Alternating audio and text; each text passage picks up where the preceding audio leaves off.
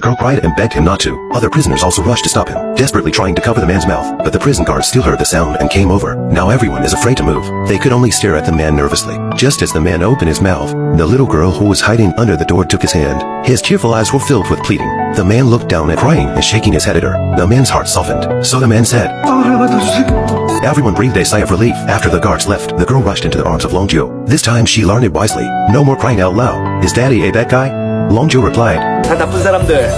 나쁜 짓 안 했어. This is the first time the uncles feel ashamed of the identity of bad guys. Just then an accident happened, because the priest of the same brother team suddenly had diarrhea. He had to end the show early. Everyone got on the bus and left. Now the girl couldn't sneak out with the group. She could only stay in room 7 for the time being. Longjo and the girl were both very happy, but the other prisoners were worried. They gathered together every day, figuring out how to get the girl out. They also had to deal with the guards' raids on their rooms. The slightest mistake is the bottom of the barrel, but they did not regret bringing the girl in. The originally cold room 7 is filled with laughter every day. These indifferent prisoners are now laughing like a group of demented men every day. They also dance with the girl, but the happy days were short-lived. The warden found out about the girl. The warden was furious. He took Longjo out of the cell. It was raining heavily outside. Longjo asked to wait for the rain to stop before sending the girl away. Otherwise she would catch a cold. The prison guard picked up Longjo's collar.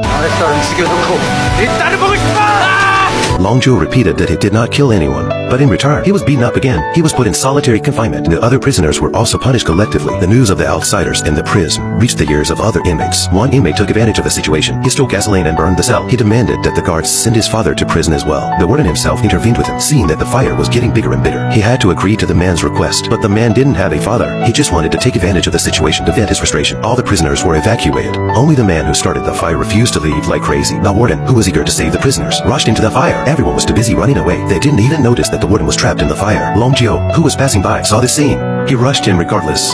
After a night, the warden woke up again. He was already lying in a hospital bed. The doctor sighed that the warden was lucky. If someone hadn't tried to save him, I'm afraid he would have been dead by now. And that person was the one he had always been prejudiced against. Longjo, the warden couldn't help but wonder, could such a kind person really be a murderer?